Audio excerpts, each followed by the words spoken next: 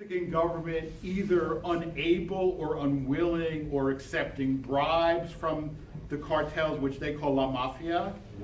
But it's La Mafia that's oppressing these people. It's not the government, and therefore they don't generally qualify for asylum. Okay, so it's a complicated situation, but you know, and I have to, so all right. So let me go on. All right, so these are just, you know, some more of the clients. This young man, look at that face. I'm not sure if he's ISIS or Al Qaeda or what, but you know, clearly extremely dangerous.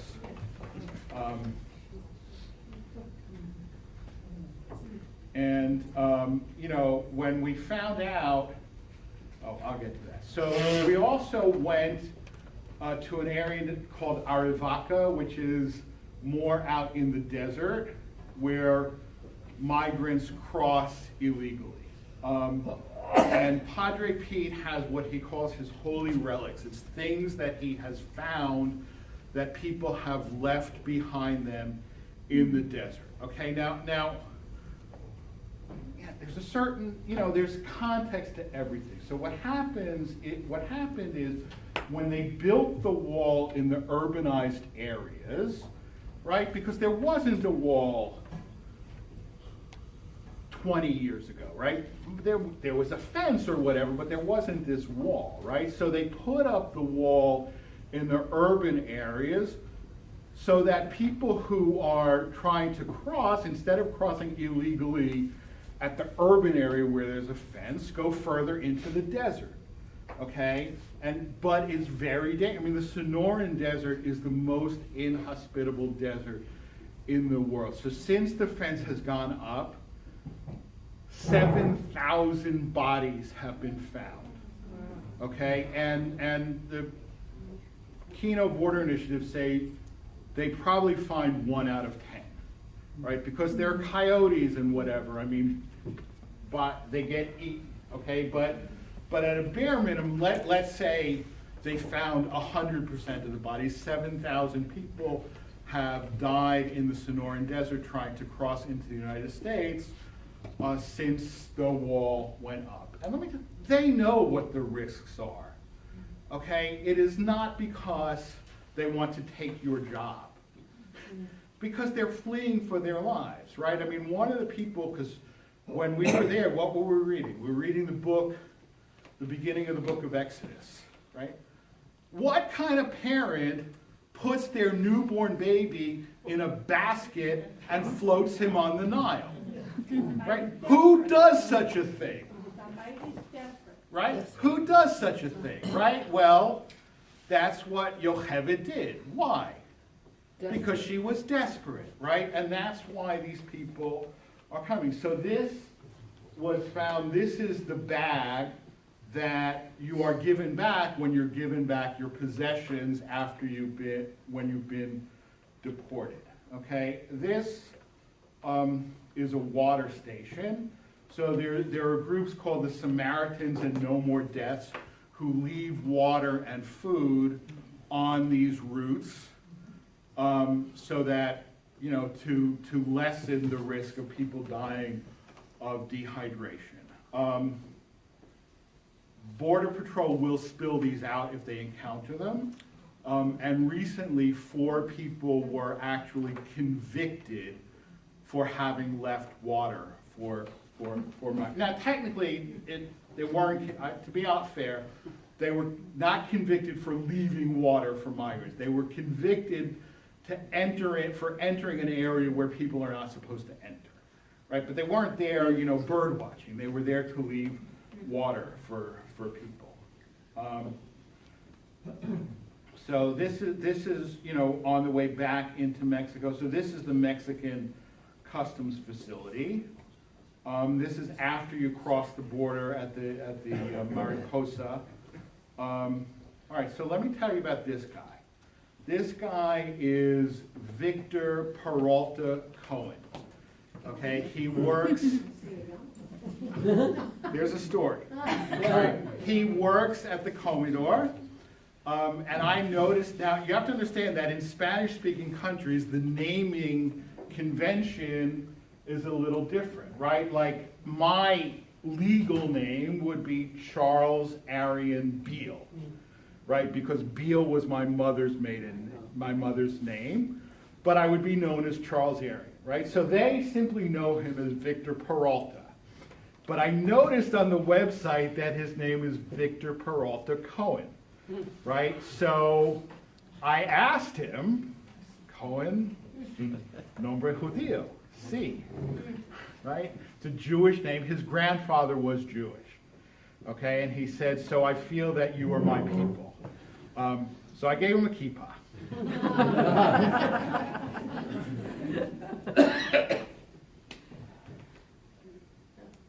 All right, this is a deportation order. All right, so when we found out that there were a lot of kids being seen at the Comedor, so a bunch of us went, so I went to Big Lots and I got what I call generic Barbie dolls, 6 for $20. So we gave them, so this little girl is playing with the generic Barbie doll. You have never seen girls as happy as these little girls when I gave them the generic Barbies, as you can see. But what do you notice about when you look at these girls? Okay, so they're wearing winter coats, right? Because it's cold there. I mean, it snowed twice since we've been there. It didn't snow when we were there, but every morning when we got up, there was ice on the cars. What do you notice behind these girls?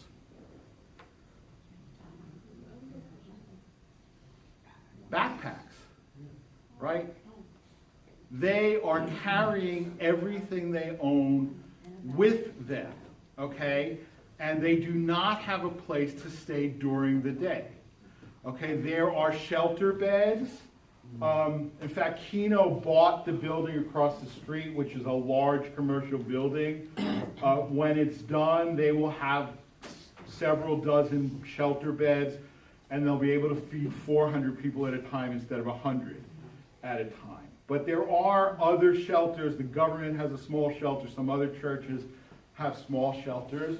And these are for women and children. The men sleep, literally they sleep in the cemetery at night because that's the only place they can go where they're not likely to be disturbed by robbers or whatever. But these are people, this is everything that they own, right? They take with them everything that they own, okay? Just like your Bubby and Zadie did, right? Exactly like your Bubby and Zadie did.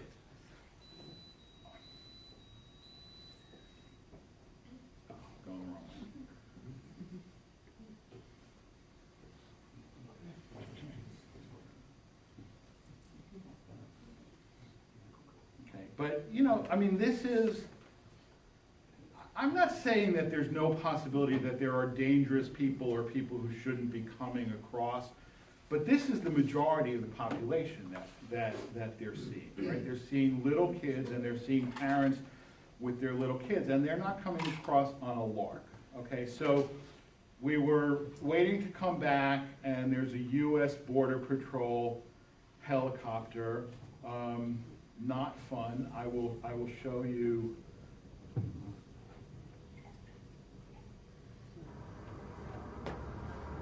Right, so that's sort of hovering on the American side over the wall, but shortly after I stopped filming, it went into Mexican airspace.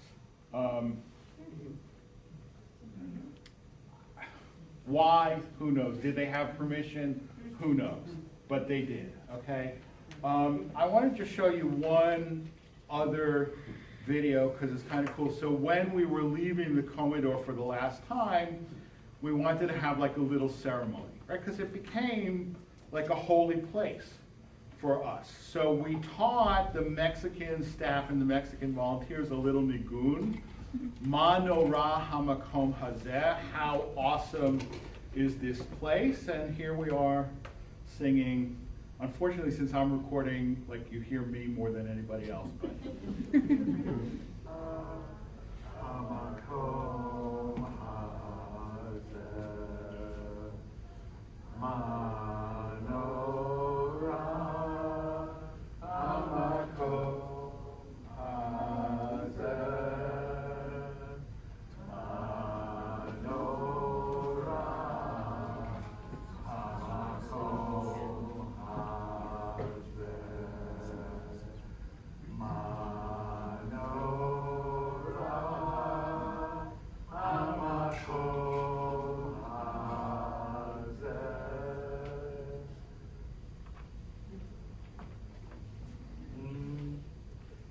So after that, our last day, we drove back to Tucson, and we went to the federal court to witness an Operation Streamline proceeding, and I'll talk about that in a second. But then we stayed overnight in Tucson because that's where we flew in and out of, and many of us had early morning flights. A local rabbi, when he found out we were coming, had our entire group over to his home for dinner. And the Tucson Jewish community is very supportive of these efforts. I mean, this rabbi actually works for the Tucson Jewish Federation, and the Anti-Defamation League had a big hand in planning or making the contact. And so, you know, the local Jewish community is disturbed by what is going on down at the border, and they were extremely supportive of our efforts. Okay, so Operation Streamline, if you came to my talk last Shabbat, you've already heard this, but Operation Streamline was instituted in 2005, and it was introduced originally, I think, in Texas. It's since spread to most of the areas of the borders. Crossing the border it's a misdemeanor, right? It's called EWI, entry without inspection. And prior to 2005, it was treated administratively, right? The Border Patrol would catch you, and they would say, if you let us return you to Mexico, you won't have a criminal record. Almost everybody said fine, and that was that. In 2005, they started treating this as a criminal rather than an administrative procedure. So people are brought to court. So they're arrested. They're held in prison, either a federal prison or a for-profit private prison with a contract with the federal government, and then they are brought to court. It's a plea deal. Okay, in other words, the deal that is offered them is if it's a first-time effort, it's the first time that you're caught, we will sentence you to time served, waive the fine, deport you, and that's that. Okay, but now you have a criminal record, so you can no longer apply to come legally to the United States. Right? If it is a second offense, that's a felony. So they will waive the felony, plead it down to a misdemeanor. You will get anywhere from 30 to 180 days, and then be deported, and then you've got a felony on your sheet. So, and this is why is it called Operation Streamline? Because it's a factory. Okay, so. They have a session every day. 75 people are tried. They're all brought in 5-point shackles. Okay, 75 people, and I can tell because I've spent enough time in Latin America. Of those 75, at least 2/3 were pure indigenous, right? Right. I mean, this is the popular, and you saw the people that we were seeing in the Commodore. They're mostly indigenous. Many of them don't speak Spanish, or they don't speak Spanish any better than I do, because they speak indigenous languages. Okay, so there were 75 immigrants, 15 lawyers, so roughly each lawyer had 5 clients, 2 interpreters. 10 of the cases were dismissed immediately without prejudice, because the defendants don't speak sufficient Spanish to understand the proceedings. Okay, so they were dismissed without prejudice and deported. Without prejudice means that in theory the federal government could re-bring the charges at a later date, but you know, that's not good. But so, I mean, so to be fair, right? I mean, there are certain legal safeguards. You have a lawyer, right? And if you can't understand the proceedings, they won't proceed. They will dismiss the charges without prejudice. So 10 were dismissed immediately because they didn't know Spanish. 2 or 3 were dismissed in the midst of their trial because it also became clear that they didn't understand sufficient Spanish. All right, 2/3 were first-time crossers. 3 had their cases continued when they asked for asylum. Okay, how do I know this, right? Because there is a group called the Samaritans, and the Samaritans has an observer in court every day, okay? And they take these detailed records, and they published it, and I found it because I typed like Kino Border Initiative rabbis or something like that, and this came up. So, just a little music here. Thank you. So the judge was a magistrate judge named Bruce McDonald, and I would like to say that I went in there prepared to despise him, but he was kind, he was patient, he was respectful, he addressed each defendant by name as Mr. or Mrs. He looked them in the eye, wished them good luck. In some cases, the federal prosecutor asked for a sentence, and he gave less time than the federal prosecutor asked. And then he came to speak to us, okay? And he would not answer questions about how he personally feels about what he's doing. He said that is a violation of the Code of Judicial Ethics. I acknowledge that the optics of what you have seen today are very bad. Judges do not make the law, nor do we make the policy. Congress makes the law. The Department of Justice makes the policy. If you don't like what you saw, contact your legislators or run for office. And he said, but these are some things that he did say. He says, my greatest fear is that they don't understand and are only parroting answers. Okay? But he was, you know, it was clear, I mean, he was a mensch. There's no two ways about it. Okay? So it turns out, I mean, there's not only Jewish geography, there's also lawyer geography. Okay? and one of the rabbis in our group was a federal death penalty defense lawyer before going to rabbinical school. And he was chatting with the judge afterwards, and it turns out that they have a close mutual friend. So Rabbi Staffman called this close mutual friend that night and says he hates it. He hates what he is doing. He hates the whole process. But he is assigned Operation Streamline 1 out of every 6 weeks. And his only other alternative is to, you know, resign his judgeship. But he cannot stand what he has to do. All right, so that kind of that winds up what I have to say about our trip. You know, one of the things is that I hope that by putting together a group of rabbis and Jewish educators, it would have a ripple effect, right? And for example, there were articles not only in the Jewish Week, but also the Atlanta Jewish Times, because we had rabbis from Atlanta. One of the rabbis who went on our trip is the director of community outreach for the Jewish Theological Seminary. So she runs a program for 60 rabbis who go on a retreat. They went like right after. So I just discovered 60 rabbis gave sermons about this situation. So it did have a multiplier effect. I mean, here's what I want to say. I mean, the situation is complicated. The situation is complicated, okay? And, you know, I mean, my feeling, all right, and I have arguments about it.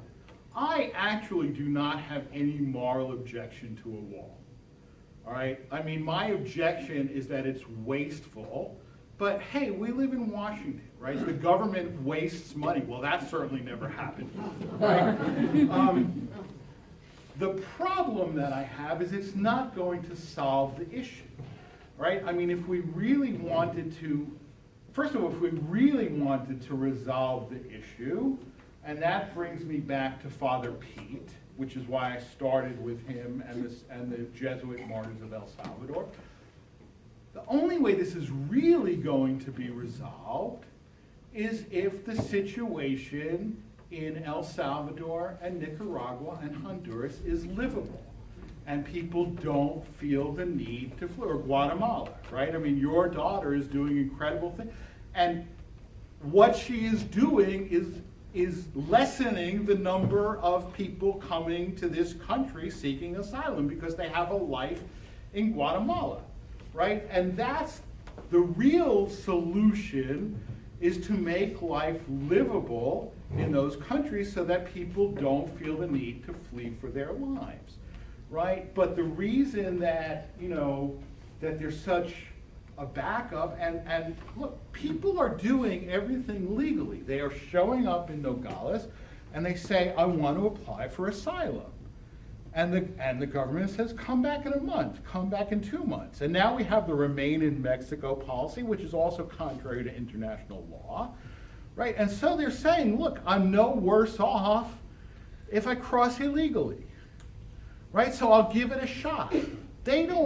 I'm not talking about, young single men, but these families are not intending to cross illegally. They're crossing illegally because our government is denying them the right that they have in U.S. and international law to apply for asylum legally, right? And so if we were really concerned about fixing the situation, instead of a wall, we would have better technology. We would have more immigration judges. We would have more people doing the initial screening for credible fear interviews. That would be a much better way to spend money that would actually achieve something. And I'll say one last thing and then I'll take questions. I really think that both sides of our national political debate enjoy having immigration as a club to beat the other side, okay? And if I look at, to me, right, and it's interesting because it's almost totally off the radar, right? But last year, here in Maryland, the General Assembly and the governor said, we have a looming disaster with the healthcare marketplace, and we need to fix it, okay? And they made a pact that they were going to fix it, and they were going to fix it quietly, and Governor Hogan wasn't going to use it to beat up the Democrats, and the Democrats weren't going to use it to beat up Governor Hogan, and they fixed it, okay? And they put together the reinsurance plan. I buy my own insurance, okay? My insurance went down this year. Only $5, but I'm also a year older, so it should have gone up about 50 or 60, and instead it went down by 5, right? That was a success. If we could have that same process on a national level, where the president and Congress sat down and said, we got to fix this, okay, and not use it to rile up the base, or conversely, not use it to tar the other side with accusations of racism, but let's really fix it. It could be done, okay? And I don't want to say it's 50-50 fault, or it's 80-20, or it's 90-10. It's clearly not 100-0, okay? Let's put it that way. And until this country decides that fixing the problem is more important than scoring political points, we're going to have it. So there's no state of emergency, okay? There is a humanitarian crisis. There is absolutely a humanitarian crisis, right? The humanitarian crisis is not solved by concertina wire and active duty troops and bigger, better, more beautiful walls, right? The humanitarian crisis is solved, like I said, in the short term by putting appropriate resources instead of inappropriate resources, and in the longer term by making life livable. Because, you know, I said in my Dvar Torah yesterday, okay, the universe is one organism. It is one organism, okay, and you know, when your liver says, the hell with the rest of the body, I'm going to do what I'm going to do, what do we do? We call that cancer, right? We call that cancer. And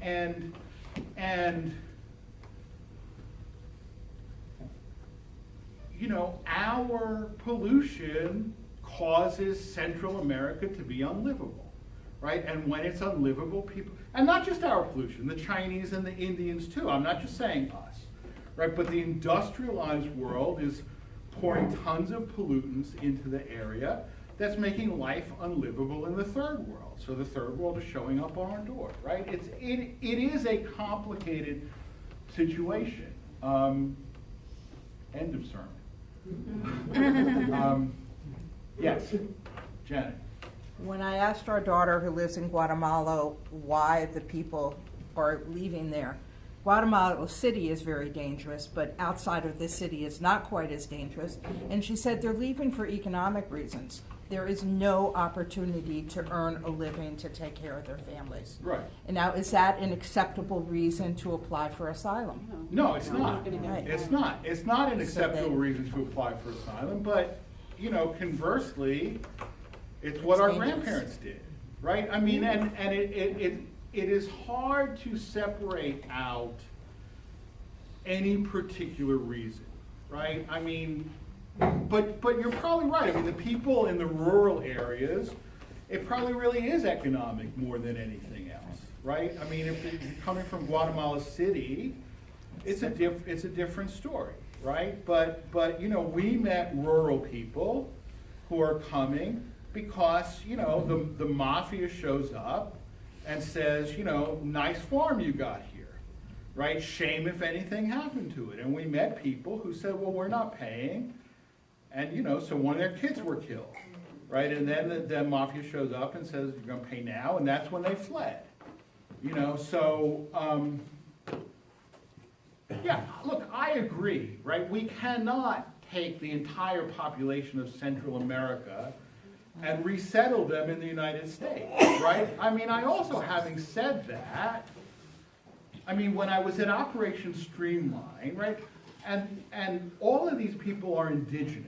Okay, now granted, indigenous to further south than Arizona, right?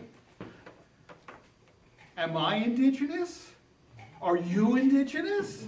Right, and we, white people, are telling those indigenous people, you have no right to come here? I mean, there's a certain irony, right? There's a certain irony in that as well, right? So it becomes complicated. And race, look, race in Latin America is a complicated issue. We're seeing that with the reaction to this indigenous woman who was nominated for an Oscar, right? And it's, you know, it's complicated. I'm not saying, you know, nobody's hands are clean here. Nobody's hands are clean here. Yeah. I saw some more questions. Yes, Sue. I have a question. Well, most of these families that are accepted to come over the border, would you say the majority of them, say, have relatives here, someplace, like once they get over the border, is there a placement agency? Do they have families? Where do they stay or go? Okay, that's a great question. Many of them do have family here, right? And they'll tell you, you know, my sister's in New Jersey, or, you know, my grandparent, you know, abuelo and abuela live in Chicago or whatever. But when they're released, I mean, it depends. I mean, usually, because there are private agencies, churches mostly, but schools in Tucson and Phoenix too, that will take them. And usually the Border Patrol will say, you know, we're dropping 100 people off at your church in 5 hours, get ready, okay? But lately, there's been such a use that they're dropping people off at Greyhound terminals or at churches without any pre-warning. And it's complicated, okay? Because, you know, so back to the child separation, right? Why did that occur? It occurred because we have the zero tolerance policy. Everybody who is accused of EWE, entering without inspection, will be charged criminally and held in jail until they come before a judge. At the same time, they entered into a consent decree years ago not to keep children in adult facilities. Right? So if you are charging every adult who comes across, and they're coming with children, but you can't, right? So what happens? I mean, it's a sort of bureaucratic mentality, but it's not illogical, right? So then when the federal courts, and by the way, one of the judges who ruled that the federal government has stopped doing this was this same Judge McDonald. So the court said you can't separate families. So what happens now? So if you're coming across as a single person, you will be held in jail. If you're coming across as a family, you will be released with an ankle monitor and given a court date 3 or 5 years down the line. Right? So now, wherever they can. I mean, with families or, you know, churches help them resettle or whatever.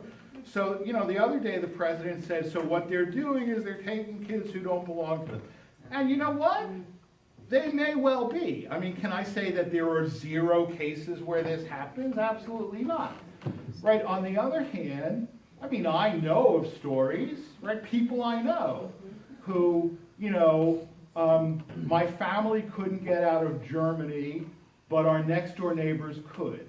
So my parents gave me to our next door neighbors and they said I was their kid, right? Are we ashamed of those stories? No, we tell it, right? So it's complicated. It is complicated and stuff is happening that shouldn't be happening, but you know, it's happening all, you know, it's complicated. Marcy. Sorry. Just earlier you said that it used to be just usually single men coming across and now it's more families. Right. And what is the surge that all of a sudden it is a lot more families and The violence. Okay. Right? I mean, I think you can presume that if it's single healthy bodies